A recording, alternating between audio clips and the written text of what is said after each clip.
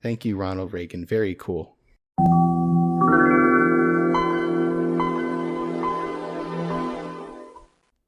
Welcome to Tech Tales. I'm Corbin Davenport.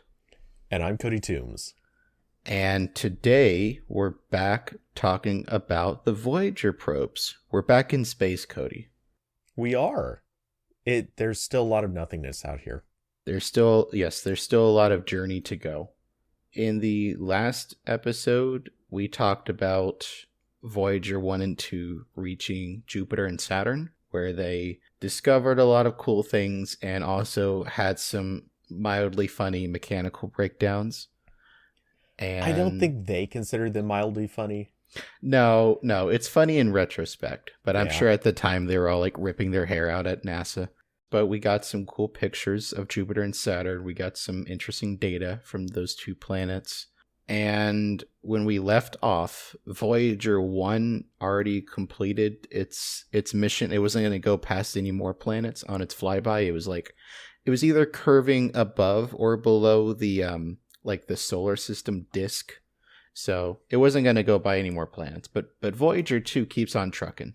So NASA requested funds to extend the Voyager program so Voyager 2 could visit Uranus and Neptune.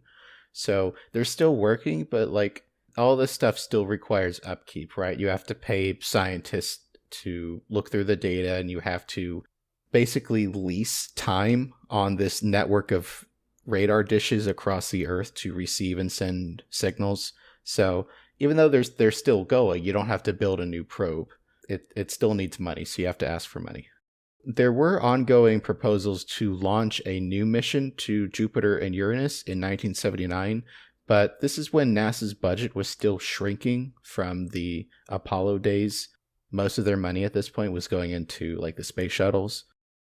Perhaps unsurprisingly, keeping Voyager 2 running was much cheaper than launching a brand new probe. Extending Voyager 2's life was estimated at costing around $100 million spread across 5 years, which is a pretty good deal.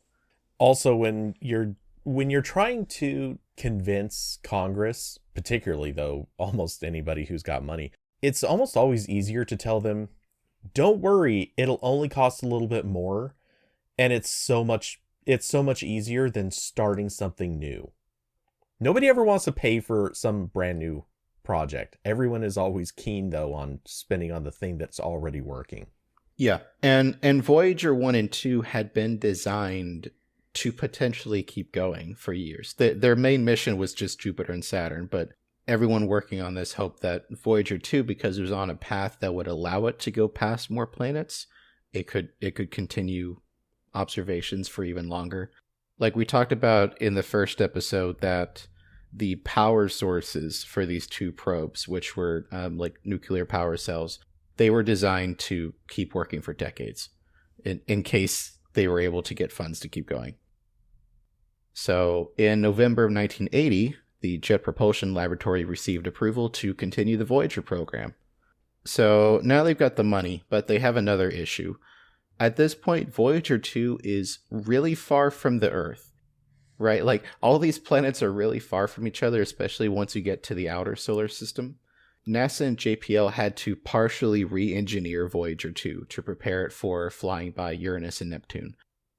Part of that $7 million that was previously allocated to the canceled spacecraft that they were going to, replace Voyager 2 with, went into new transmitting technology and compression technology for Voyager 2. As Voyager 2 is getting farther from the Earth, the bandwidth of its data stream shrinks. It can't send as much data as quickly. So they have to come up with some way to compress images and other data so it can get to Earth without it taking several months. Before this point, Voyager images were sent uncompressed, about 800 pixels each and 8 bits per pixel. But because most of that image data is dark space or low contrast cloud features, they made this new compression algorithm that only counted the differences between adjacent pixel values instead of the full 8-bit values. So this is just how general image compression works, right? When you have a lossy image, you don't have the full data for each pixel. You can say oh, this one is just a little bit different than the one next to it. Yeah, and they're already doing a pretty inefficient algorithm if they're basically just doing it. This is almost like line skipping, but not exactly. Right. They developed this new algorithm which reduces the typical image size by 60% without a significant loss in information. So that's good. And again, like that's pretty simple image compression, but at this point, they're sending a firmware update basically to a spacecraft on the other side of the solar system. Mm-hmm. And almost awkwardly, they're trying to send something that probably is bigger than the images that they're receiving. So they're doing they're doing a firmware update to something that they, if anything goes wrong, you can't really fix it. Like, this is as remote and sort of doing it live as you get. Right. So finally, on January 24th of 1986, Voyager 2 makes its closest approach to Uranus. And this is the first time any spacecraft had been there. And in my notes, I have like, this is the first time any spacecraft had seen Uranus up close. Yeah. The inevitable, like, in your notes, you have to say the words "don't giggle."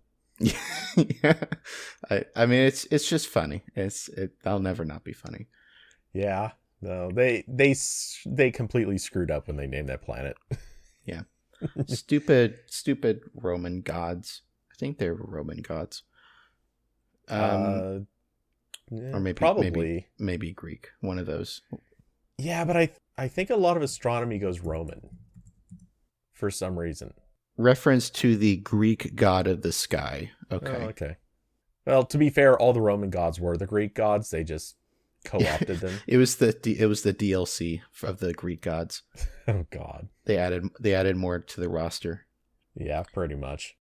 So Voyager 2's images help scientists discover 11 new moons. Voyager 2 also discovers that Uranus has a tilted magnetic field, so its poles, like its north and south poles, are actually closer to the equator. So very weird place. We still don't really know why that happened.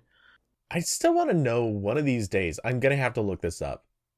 How do they decide? Here's the equator. Here are the poles on a sphere. Yeah, well, it's like I think specifically here they're talking about like the magnetic poles, I think. So they have like, magnetic instruments on board. They can tell where the poles are, but yeah, it's definitely more opaque, especially when you look at photos of Uranus. It's completely featureless. Like, it doesn't even have the cool cloud patterns you see on Jupiter and Saturn and Neptune. It's just like a hazy ball. There's no features at all. Exactly. I mean, I get that the orientation of the rotation, I'm sure that's to some extent what decides this. But yeah, it just, something seems off about making those declarations. But anyway. That does kind of get into like a meta argument about like what kind of is a planet, right? Because these are the outer planets, the gas planets, are so different than Earth and Venus and Mars, where they're like a little bit closer to a star, but they're still very far from the mass that would be required to start a star, basically. So they're very weird, which is why they're fun to read about, because they're all very different and they don't really make any sense. Voyager 2 also discovers Uranus's very dark rings. We didn't know there were rings around that planet, so that's interesting. And it records temperatures as low as minus 353 degrees Fahrenheit or 59 Kelvin. So very cold out there. That makes Uranus the coldest planet in the solar system. And a good reminder, you should put on your jacket, kids, before going to Uranus. Yes, make sure you have some nice fuzzy socks for that trip. And now I will show you some photos from the planet that Voyager took. These will be in the show notes. Most of these photos are actually of the moons. Wow, that third image, that moon just looks absolutely wrecked. Oh yeah, that's Miranda. Yeah.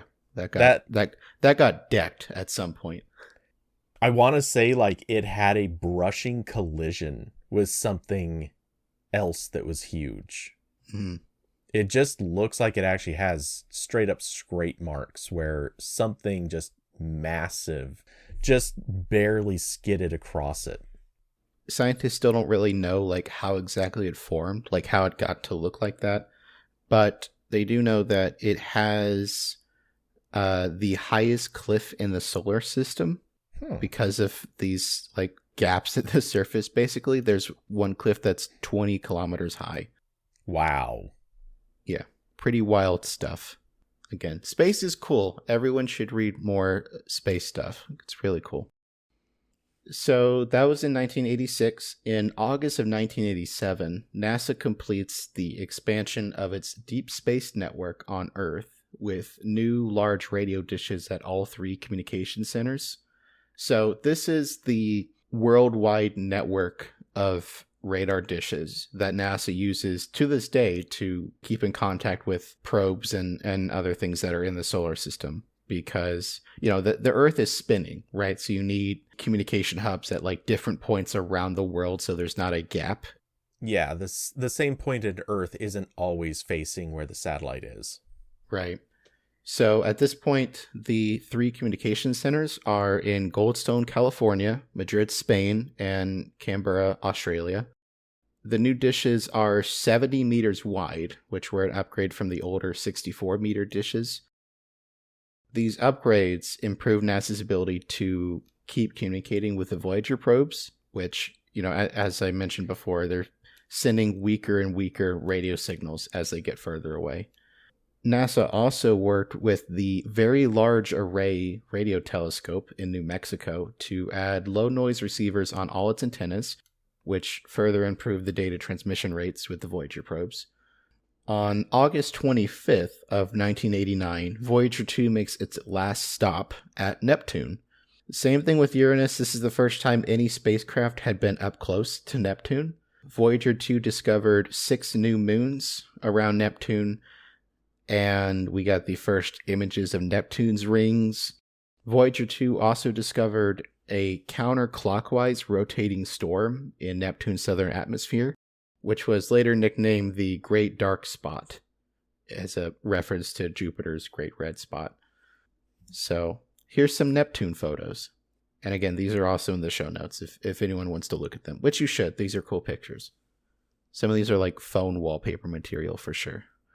Yeah, gotta hand it to Neptune. It is possibly one of the most photogenic planets just by virtue of color. It's extremely blue. Unlike Uranus, there's actually some cloud details you can see. It's not just a featureless orb. There is that dark spot on the planet, which again, like, these photos are so cool because up until this point, there weren't really any photos of Neptune. Like, the best we were getting was from telescopes on Earth that just showed the smallest bit of detail. And then we get really cool up-close photos in 1989. And that fourth photo there is actually of Triton. There's like some cool, like a valley on the middle of the moon. Yeah, I was looking at the moon, and it has a distinct look that just it's inescapable how much it looks like it has to have been water flow. Yeah. This seems like it had to have occurred as a result of a river or something like that. Triton is really cool. This is one of those places in the solar system that scientists would really like to go back, because Triton doesn't have a lot of impact craters in the photos we have, which means that its surface is relatively young, right? Like at some point in kind of recent history, there had to have been some kind of flow across the surface, right? Whether it's water or, you know, maybe some tectonic activity, something. So in late 1989, engineers shut off the wide-angle and narrow-angle cameras on Voyager 2, hoping to conserve power and memory for other instruments. It was not on a path that would have allowed it to take pictures of Pluto or anything. That's why we had to wait until, I think it was 2013, for the first images from New Horizons. Man, Pluto always getting the raw end of the deal. Yeah. Voyager 2 was done taking pictures of planets, but it was still going. During the main missions of Voyager 1 and 2, the scientist Carl Sagan, which we mentioned in the first episode, was one of the scientists that was putting together the golden record on the two probes that had all the sounds and I think Ronald Reagan saying hi. I think that was on there. But Carl Sagan was pushing NASA for years to take a picture of the Earth with one of the Voyager probes while it was in deep space. Like, he thought it was really important to have this picture of the Earth from farther out than we'd ever taken a picture of the Earth. And that's a pretty cool idea. But NASA scientists were really hesitant to do that just because it would probably blow out Voyager's cameras. Because if you think about it, if it would turn back to the Earth and try to focus on the Earth, you'd have the kind of dim Earth next to this big glowing ball of the sun. And that would probably mess up the cameras. So they didn't do that. But Carl Sagan, he kept at it. He kept trying to get NASA to do it after Voyager 1's mission was done, because at that point it didn't matter if the cameras kept working, because it wasn't going to go past any more planets. So it's fine if it breaks. But there was still the problem where capturing that image would require 6 months of data transmission and, like keeping a staff of people around to take in the images and process them. So the head of NASA at the time, a guy named Richard Truly, said in an interview, quote, "I did get a visit from Carl Sagan. We talked about a lot of things, and somewhere in that conversation he mentioned this idea. I thought, heck, with Voyager so far away, if it could turn around and take a picture of different planets, including the Earth, that would be really cool. And so I was a great advocate of it, although I can't take any credit for it." Quote. On February 14th of 1990, Voyager 1 captures its final photos, nicknamed the Solar System Family Portrait. And it's a series of images that captures Venus, Earth, Jupiter, Saturn, Uranus, and Neptune from a distance of 4 billion miles or 6 billion kilometers from the sun, assembled in a mosaic of 60 frames. Mercury was not in the photo because it was too close to the sun to be seen, because again, the sun's really bright and Mercury's really tiny and close. And also Mars and the moon were too small. But we got most of the planets in there. Each frame of the mosaic was 640,000 individual pixels, and the Earth was only 0.12 pixels in one of the photos. So it basically was a dot. So now I'm going to show you this portrait. There it is. And you see a little bit of the sun, and that's really the only thing you can pick out in this image is the sun, but they've also zoomed in on the bits where you see Jupiter and the Earth and so on. You also get a pretty good scale for the solar system in this picture, because you have the sun, and Earth and Venus are almost in the center of where the sun's supposed to be.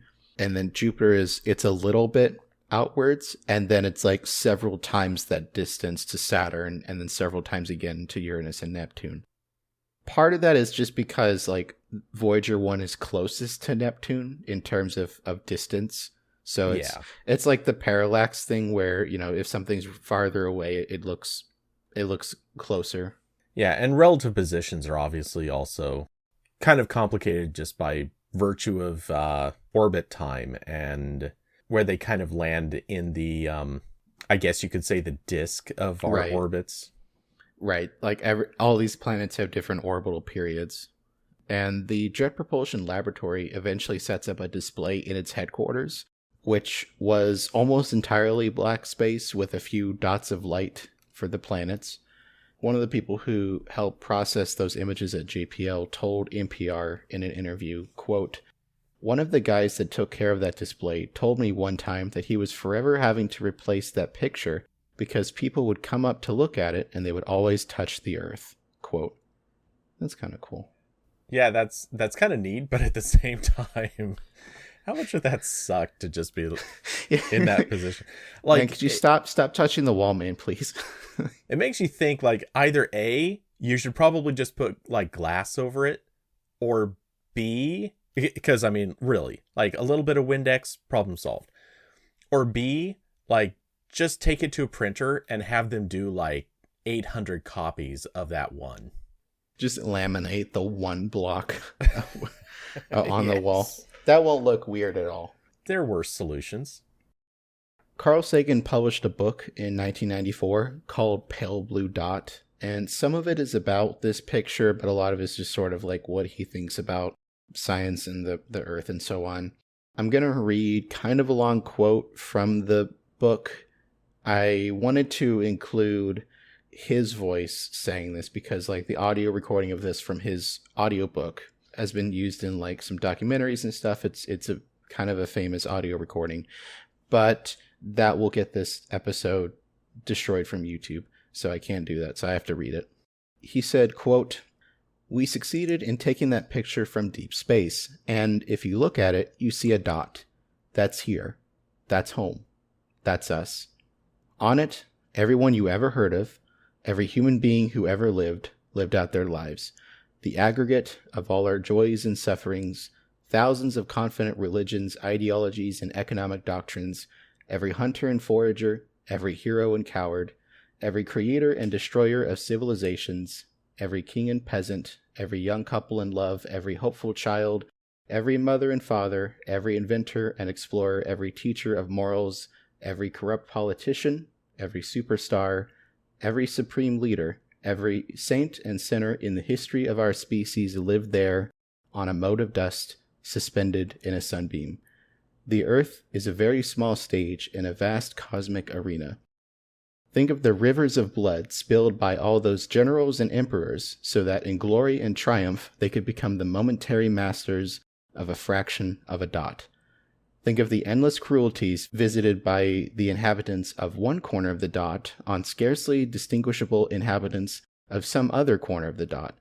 How frequent their misunderstandings, how eager they are to kill one another, how fervent their hatreds. Our posturings, our imagined self-importance, the delusion that we have some privileged position in the universe are challenged by this point of pale light. Our planet is a lonely speck in the great enveloping cosmic dark. In our obscurity, in all this vastness, there is no hint that help will come from elsewhere to save us from ourselves. It is up to us. It's been said that astronomy is a humbling, and I might add, a character-building experience. To my mind, there is perhaps no better demonstration of the folly of human conceits than this distant image of our tiny world. To me, it underscores our responsibility to deal more kindly and compassionately with one another and to preserve and cherish that pale blue dot, the only home we've ever known." Quote. Nicely said. Yes, it's getting very philosophical there. So after capturing this series of images, NASA turns off Voyager 1's cameras, just like had already been done for Voyager 2. And on February 17th of 1998, Voyager 1 passed the distance of the Pioneer 10 probe, which officially made it the farthest human-made object from Earth. In December of 2004, Voyager 1 passes the solar system's termination shock, which is basically where the solar wind from the sun slows down and heats up as it encounters interstellar wind.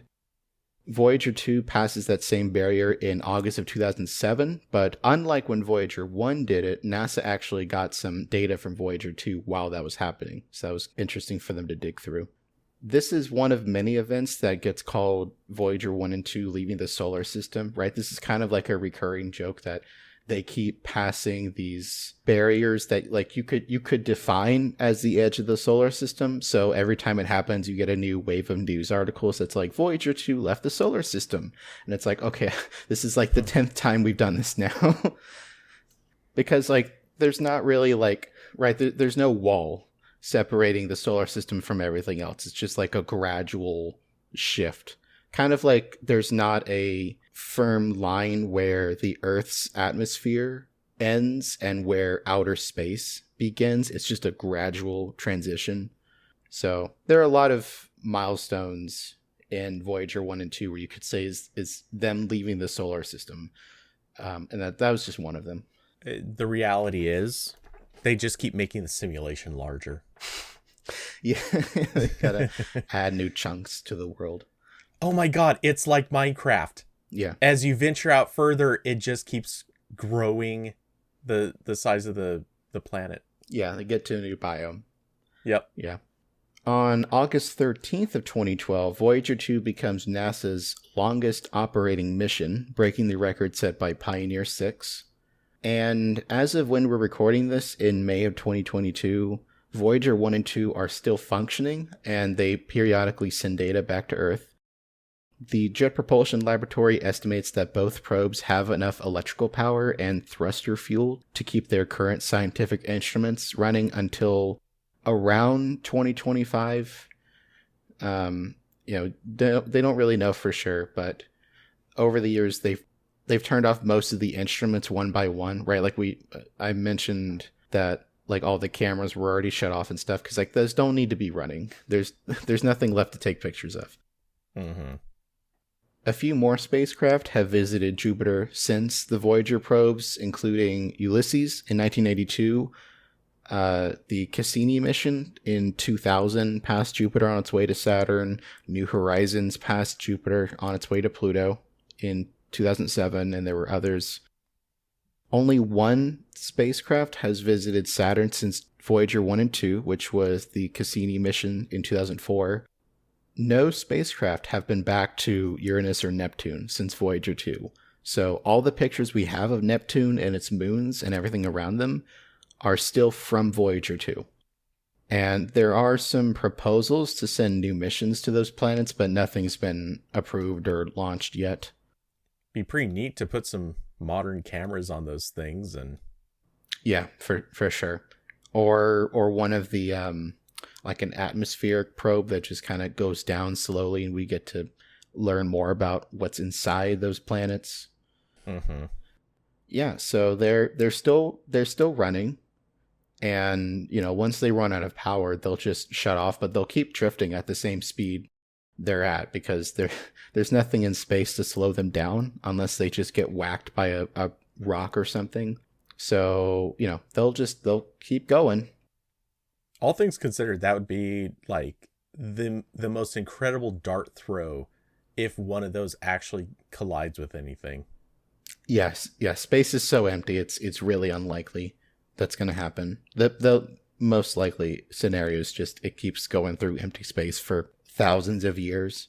That is kind of an interesting thing to think about, that maybe the most long-lasting or permanent thing that people ever build is the stuff we send into space, right? Yeah. Because like on Earth, we have like an atmosphere that breaks stuff down, but in space, it's the perfect vacuum. It's the perfect storage mechanism almost. So interesting stuff to think about. How? Okay, obviously this is the craziest, most unlikely scenario, but imagine if it gets far enough out there, and then the sun's gravity is just enough to slow it down and eventually start pulling it back. One of these days, someone, hundreds and hundreds of years from now, someone's watching space and they're like, hey guys, we see something. Yeah.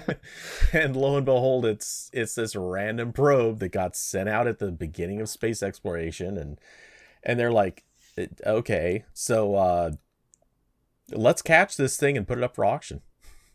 There is a funny like a movie idea in there where like humans in the far future have no record of our time and they think that aliens showed up because their probe got here. It's Voyager. Yeah, I could see that. And they're gonna be poking through all of the things that they collect out of it and stumble across this record, and they're gonna hear somebody saying hi. They're gonna hear Ronald Reagan. They're not gonna know that though. Yeah. Ronald Reagan's an alien, guys. Thank you, Ronald Reagan. Very cool. But yeah, that's the Voyagers. Cody, do you have anything to plug? No, at the moment, just follow me on... Well, I'd like to send everyone to follow me on Twitter, but let's be honest, we don't know how things are going to go with that these days. So, follow me on Twitter and Mastodon. That would probably be ideal. There will be links in the show notes. Oh, great. Now you're putting the pressure on me to remember to do that. Yes, homework. Great. You already have to remember to do show notes. What are you talking about? That's true, but that's just all that stuff's in my Word document already. I just paste that over.